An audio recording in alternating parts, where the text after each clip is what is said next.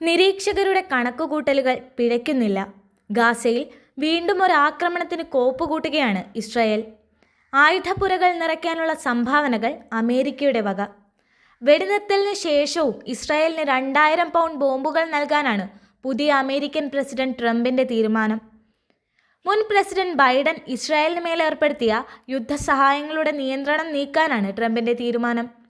അതിനുവേണ്ട നിർദ്ദേശങ്ങൾ Trump US സൈന്യത്തിന് നൽകിയതായാണ് വൈറ്റ് ഹൗസ് വൃത്തങ്ങൾ പുറത്തുവിടുന്ന വിവരം. ഗാസയിൽ ഇസ്രായേൽ നടത്തിയ കൂട്ടക്കുരുതിയിൽ ആശങ്കപ്പെട്ടാണ് ബൈഡൻ അത്തരത്തിലൊരു നിയന്ത്രണം ഏർപ്പെടുത്തിയത്. അമേരിക്കൻ പ്രസിഡന്റായി ട്രംപ് അധികാരത്തിലെത്തുന്നതിനെ കടുത്ത ആശങ്കയോടെയാണ് ലോകം നോക്കിക്കണ്ടത്. മുൻപ് പ്രസിഡന്റായിരുന്ന സമയത്ത് ട്രംപ് സ്വീകരിച്ച സ്ത്രീവിരുദ്ധ ട്രാൻസ്വിരുദ്ധ നിലപാടുകൾ തന്നെയാണ് അതിന് കാരണം. അത് തന്നെ ഇക്കുറിയും തുടർന്നു. ഇതിനോടകം തന്നെ ആശങ്കപ്പെടുത്തുന്ന പല നിലപാടുകളും ട്രംപ് കൈക്കൊണ്ടു. ഇപ്പോഴിതാ ഗാസയ്ക്കെതിരെ തിരിഞ്ഞിരിക്കുകയാണ് ആ നിലപാടുകൾ. വെടിനിർത്തൽ കരാറിനെ തുടർന്ന് ഗാസയിലുണ്ടായിരിക്കുന്ന സമാധാനത്തിന് ആയുസ് തീരെയില്ല എന്നുള്ള നിരീക്ഷണങ്ങൾ പലയിടത്തു നിന്നും ഉയർന്നിരുന്നതാണ്. അതിനൊരു പ്രധാന കാരണം അമേരിക്കയുടെ അധികാര സ്ഥാനത്തേക്ക് ട്രംപ് എത്തുന്നത് തന്നെയായിരുന്നു. ആയുധങ്ങൾ നൽകുന്നതിൽ ബൈഡൻ ഏർപ്പെടുത്തിയ നിയന്ത്രണങ്ങളിൽ ഇസ്രായേലിന് അവരുടെ ആയുധപ്പുരകൾക്ക് വേണ്ട ശേഷി നിലനിർത്താൻ കഴിയാതെയായി. ഇനിയും ആക്രമണങ്ങൾ തുടരണമെങ്കിൽ ഇസ്രായേലിന് ആയുധങ്ങൾ സംഭരിക്കേണ്ടത് അത്യാവശ്യമാണ്. അതിനുവേണ്ടി ബൈഡൻ മാറി ട്രംപ് അധികാരത്തിലേക്ക് എത്തുന്ന കാലയളവിൽ യുദ്ധത്തിനൊരു ഇടവേള നൽകിയിരിക്കുകയാണ് ഇസ്രായേൽ. ട്രംപ് നൽകുന്ന ആയുധങ്ങളുടെ ശക്തിയിൽ ഗാസയ്ക്കെതിരെ പൂർവാധികം ശക്തിയോടെ യുദ്ധം തുടരാനാണ് അവരുടെ പദ്ധതി.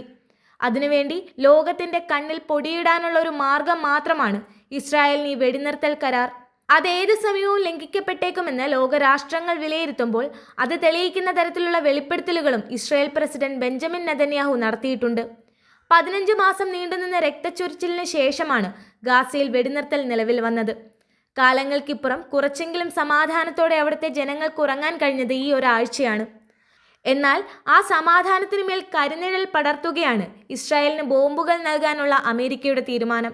ഇസ്രായേൽ ഓർഡർ ചെയ്തതും പണം നൽകിയതും എന്നാൽ ബൈഡൻ അയച്ചിട്ടില്ലാത്തതുമായ ഒരുപാട് കാര്യങ്ങൾ ഇപ്പോൾ ചെയ്യേണ്ടതായിട്ടുണ്ടെന്നാണ് ട്രംപ് സോഷ്യൽ മീഡിയ പ്ലാറ്റ്ഫോമായ ട്രൂത്ത് സോഷ്യലിലൂടെ പറഞ്ഞത്. ഇസ്രായേൽ ഓർഡർ ചെയ്തതും പണം നൽകിയതും എന്നാൽ ബൈഡൻ അയച്ചിട്ടില്ലാത്തതുമായ ഒരുപാട് കാര്യങ്ങൾ ഇപ്പോൾ ചെയ്യേണ്ടതായിട്ടുണ്ടെന്നാണ് ട്രംപ് തന്റെ സോഷ്യൽ മീഡിയ പ്ലാറ്റ്ഫോമായ ട്രൂത്ത് സോഷ്യലിലൂടെ പറഞ്ഞത്. ഒരാഴ്ച മുൻപ് പ്രാബല്യത്തിൽ വന്ന വെടിനിർത്തൽ കരാറിനെ തുടർന്ന് ഇസ്രായേൽ തടവിലാക്കിയ പാലസ്തീൻ തടവുകാരെ മോചിപ്പിക്കുന്നതിന് പകരമായി ഹമാസ് ഗാസയിൽ ബന്ദികളാക്കിയവരെ മോചിപ്പിക്കാൻ തുടങ്ങിയിരുന്നു. ജാനുവരി 20 തന്റെ സ്ഥാനാരോഹണത്തിന് മുൻപ് തന്നെ ട്രംപ് ഹമാസിനെ വെല്ലുവിളിക്കുകയും ഇസ്രായേലിനെ അനുകൂലിക്കുകയും ചെയ്യുന്ന തരത്തിലുള്ള പ്രസ്താവനകൾ നടത്തിയിരുന്നു. ഗാസയിൽ ഹമാസ് ബന്ദികളാക്കിയവരെ വിട്ടയച്ചില്ലെങ്കിൽ കടുത്ത നടപടി ഉണ്ടാകുമെന്നായിരുന്നു ട്രംപിന്റെ മുന്നറിയിപ്പ്. 2023 ഒക്ടോബർ 7 ഇസ്രായേലിനെതിരെ ഹമാസ് നടത്തിയ ആക്രമണത്തിൽ 1200 പേർ കൊല്ലപ്പെടുകയും 250ഓളം പേരെ ബന്ദികളാക്കുകയും ചെയ്തിരുന്നു. എന്നാൽ വലിയൊരു യുദ്ധത്തിന്റെ തുടക്കമായിരുന്നു അവിടെ സംഭവിച്ചത്. പിന്നീട് ഇങ്ങോട്ട് ഗാസയിൽ ഇസ്രായേൽ നടത്തിയ സൈനിക ആക്രമണത്തിൽ കൊല്ലപ്പെട്ടത് 47,000-ലധികം മനുഷ്യജീവനുകളാണ്. ഇസ്രായേൽ നടത്തിയ ആക്രമണങ്ങളിൽ മരുപ്പറമ്പായ ഗാസയിൽ വെടിനിർത്തലിനെ തുടർന്ന് സമാധാനത്തിന്റെ പ്രതീക്ഷകൾ തളിർക്കുന്നതിനിടയിലാണ് വീണ്ടും ഒരു യുദ്ധത്തിന് ഇസ്രായേലിനെ പിന്തുണയ്ക്കുന്ന തരത്തിലുള്ള അമേരിക്കയുടെ നീക്കം.